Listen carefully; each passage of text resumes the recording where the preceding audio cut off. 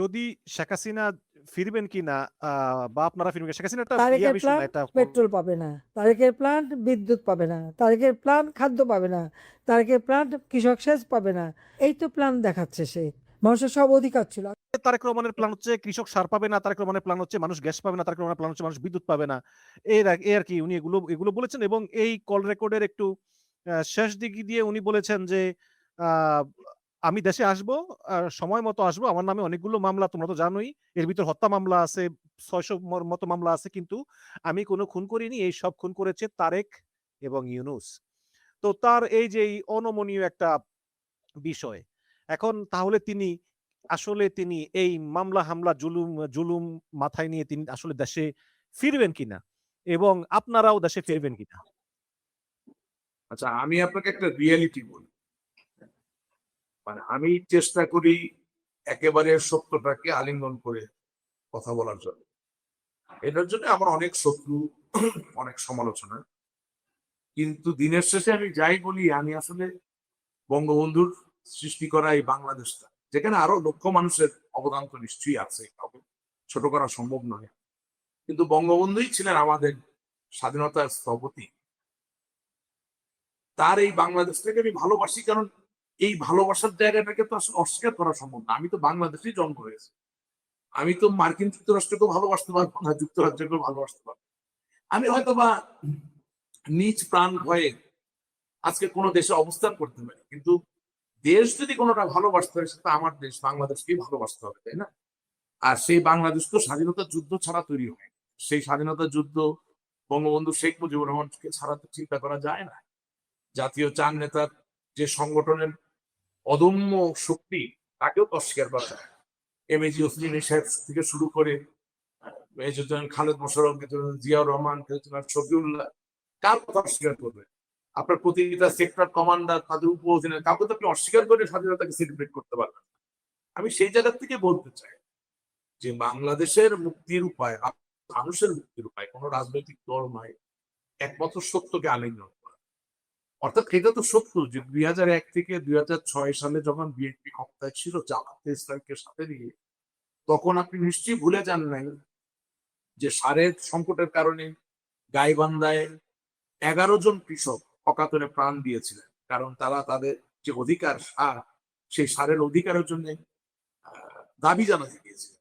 এটা অস্বীকার করার কোনো উপায় কি নেই। পুলিশ গুলি এবং করে মেরেছে? এটাও আপনি মনে করবেন যে রাজশাহীর কানসাতে, এটাও আপনি মনে করবেন যে রাজশাহীর কানসাতে সেচের জন্য যখন বিদ্যুৎ পাওয়া যাচ্ছিল না, ফসলের মাঠ কেটে চৌচির হয়ে যাচ্ছিল, সেই কানসারের কৃষকরা যখন বিদ্যুৎ এর দাবি জানাতে গেল, তাদেরকেও গুলি করে পাখির মতো হত্যা করা হয়েছিল।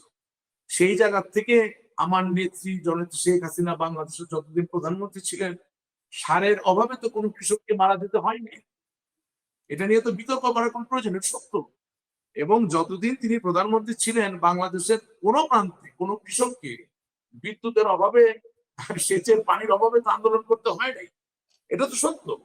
এখন উনি যদি ওনার জায়গা থেকে শঙ্কা পোষণ করেন যে আবারও তারাই তো ক্ষমতায় এসেছে, সারের সংকট হবে, বিদ্যুতের সংকট হবে, এটা তো খুব একটা অমূলক কোনো চিন্তা হবে বলে আমার মনে হয় না। ওনার চিন্তায় যুক্তি আছে। এবং বর্তমান যিনি বিদ্যুৎ মন্ত্রী, তিনি তো 2001 থেকে 2006 সালে বিদ্যুৎ প্রতিমন্ত্রী ছিলেন। আপনি জানেন তখন বিদ্যুৎ কতক্ষণ থাকবে সেটা বড় কথা ছিল না, বিদ্যুৎ কখন আসবে সেটা বড় কথা ছিল। এর পুনরাবৃত্তি হতেই পারে। আমি ওনার কথায় যুক্তি খুঁজে পাই, অযৌক্তিক কিছু খুঁজে পাচ্ছি। সুতরাং আই ডোন্ট নো যে নেত্রীর এই গঠনমূলক কথাটা দিয়ে আসলে কোথায় যেতে চাচ্ছে। উনি তো অসত্য কিছু বলেন না। না, আমি এটাই বলতে চাই যে যদি উনি কম্প্রোমাইজ করে দেশে আসতে চান, কারণ আমি আমি মনে করি আহ, বা মানে অনেকেই বলেন, আমার মতো অনেকেই বলেন যে আসলে বিএনপি এবং জামাতের সঙ্গে কম্প্রোমাইজ না করে আওয়ামী লীগের দেশে ফিরাটা কার্যত অসম্ভব বলেই অনেকে মনে করেন। এজন্য আমি বললাম আর কি, যে কিন্তু শেখ হাসিনার তো গলার টোন তো মানে ভয়েস তো নরম হয় না, উনি তো ওই আগের মতোই একই টোনে কথা বলেন। না, এখানে এটিও আপনি আপনি সিমলেস দেখতে শুনবেন। প্রথম কথা, আজকে যে বিএনপি ক্ষমতা আছে, তাকে আওয়ামী লীগের সাথে কোনো সমঝোতা করতে হয়েছে? যেই জামাত ইসলামী রাজাকার আলবদর আল শামসের দল, সেই রাজাকাররা যে আজকে বাংলাদেশের বিরোধী দলের ভূমিকায় আছে, প্রধান বিরোধী দলের ভূমিকা, তাদেরকে কারোর সাথে সমঝোতা করতে হয়েছে? হয়তো হয়নি। কারণ আমরা ক্ষমতায় ছিলাম, আমাদের দায়িত্ব ছিল আমাদের ক্ষমতাকে রক্ষা করা। আমরা বাংলাদেশের মানুষের দায়িত্বে ছিলাম, শাসনভার আমাদের উপরে ছিল। আমাদের দায়িত্ব ছিল সেই শাসনভার বা সেই ক্ষমতাকে মানুষের জন্য, জনগণের জন্য রক্ষা করা। আমরা রক্ষা করতে পারি নাই। আজকে আমরা নাই, তারা আছে। সুতরাং আমাকে অন্যায়ের সাথে তো কোনো সমঝোতা করতে হবে। জননেত্রী শেখ হাসিনা বা আওয়ামী লীগ বা আমরা যারা করি, আমাদেরকে অনুভব করতে হবে যে হ্যাঁ, জুলাই অগাস্টে একটা গণ অভ্যুত্থান হয়েছে।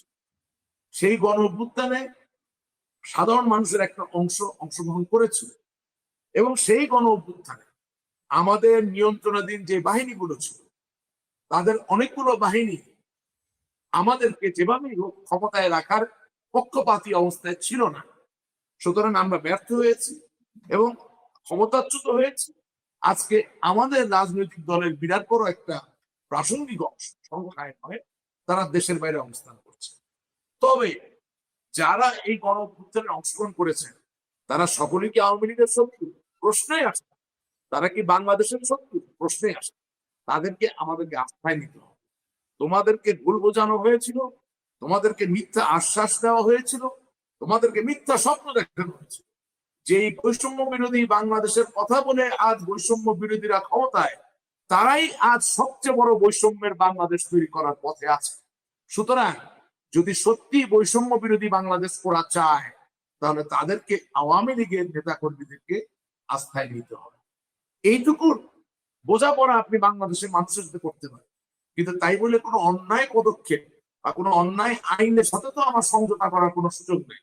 আপনি সংসদে বিল করে আমার নিষিদ্ধ করে দিলেন, আমি কিসের জন্য সেটার সাথে সমঝোতা করব? রাজাকার আলবদর আল শামস বাংলাদেশের স্বাধীনতা চায়নি, আমি কেন সেটার সাথে সমঝোতা করব? আপনি বিদ্যুৎ না দিতে পারলে আমি কেন বলবো আহা আসো তাদের আলো দেখে মন মজাই, মনকে মনে আশা পূরণ করি? অবশ্যই আমি সেটা প্রতিবাদ করব।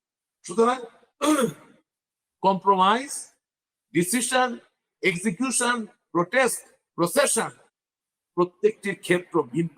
এখানে শরবত বানানোর কোনো সুযোগ নাই। জি, এখানে নাহিদ ইসলাম তিনি বলেছেন যে ৭১ নিয়ে জামাতের অবস্থান পরিষ্কার। তারা এখন মুক্তিযুদ্ধের আকাঙ্ক্ষা লালন করে এবং তারা ক্ষমা চেয়েছে, কিন্তু আওয়ামী লীগ এখন পর্যন্ত গণহত্যার কোনো ক্ষমা চায় নাই, স্বীকারও করে নাই। কাজেই দুটার প্রেক্ষাপট এক না। এখানে জামাত ইসলাম আওয়ামী লীগের চেয়ে অনেক ভালো। এটা বলতেছেন নাহিদ ইসলাম, যদিও তিনি জোটে আছেন। যাই হোক, আ মানব জমিনের একটা খবর, সেটা হচ্ছে যে এখন এই ছেলে জোটে থেকে আর কি বলবো? সে যে জুলাই অগাস্টের গণ অভ্যুত্থানের নেতা ছিল, এই যে ডক্টর মোহাম্মদ ইউনূস, মানে যেটা অনেকটা গল্পের মতো হয়ে গেছিল, বটমলেস বাস্কেট, তলাবিহীন ঝুড়ি। যেই যেই উক্তিটা হেনরি কিসিঞ্জার যোগ করে বলেছিলেন, সেটাই আমরা তার জন্য যোগ বানিয়ে দিয়েছিলাম। অর্থাৎ বাংলাদেশ তলাবিহীন ঝুড়ি ছিল না, সেই দেশে নতুন করে এই ডক্টর মোহাম্মদ ইউনূস, এই দুষ্টু লোকটার যে বাংলাদেশকে তলাবিহীন ঝুড়ি বানাইলো, সেই তলাবিহীন ঝুড়ি বানানোর যে সরকার যন্ত্র, সেই সরকার যন্ত্রের তো সে এখন অংশীদার ছিল। এই বেচারা আর কি বলবে? এখন দেশের তো ১২টা বাজাই দিছে, বাজাই দিয়া গেছে জামাত ইসলামী, যেটা সবাই জানে, ছোট বাচ্চাও জানে এরা রাজাকার আলবদর আল শামসের দল।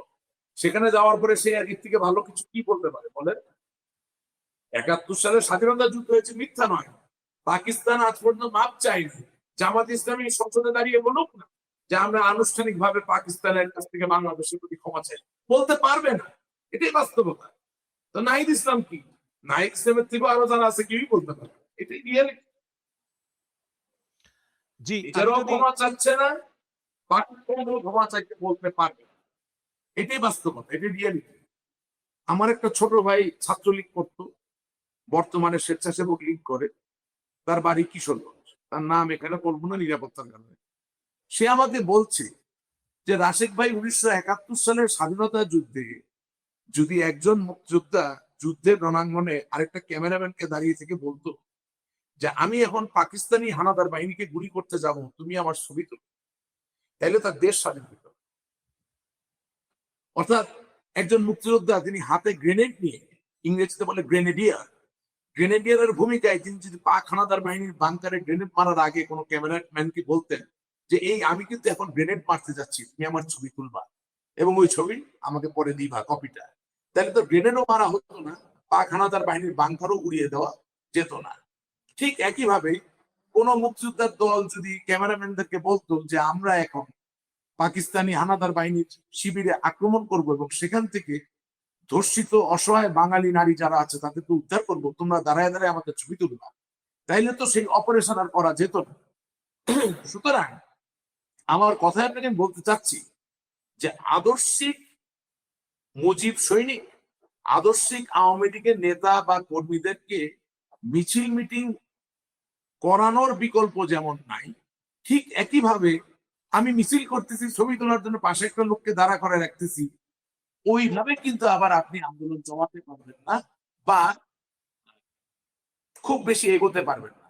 অর্থাৎ আপনি মিছিল করবেন, আপনি মিটিং করবেন, আপনি বক্তব্য দিবেন, মানুষ উদ্বেলিত হবে, মানুষ উজ্জীবিত হবে, মানুষ সাহস খুঁজে পাবে এবং মানুষ আপনার জন্য প্রাণ দিতে প্রস্তুত হবে, সড়কে দাঁড়িয়ে যাবে, অবস্থান করবে, প্রতিবাদ করবে, প্রতিরোধ করবে, কিন্তু আপনার ছবি, আপনার ভিডিও আপনার ঠিক করে দেওয়া লোকের মধ্য দিয়ে আসবে না। বাংলাদেশের জনগণই আপনার ছবি তুলবে, বাংলাদেশের জনগণই আপনার ভিডিও তুলে ফেসবুক, ইনস্টাগ্রাম সব জায়গায় ভাইরাল করে। যদি না ওই মাইন্ডসেট, যদি না ওই মন মানসিকতা নিয়ে আমরা সামনের দিকে না আগাই, তাছাড়া আসলে এফেক্টিভ আন্দোলন গড়ে তোলা বা তার যে একটা ডেমনস্ট্রেশন ইফেক্ট, এটা দ্বারা করানো সম্ভব হবে না বলেই আমার মনে হয়। জি, এখন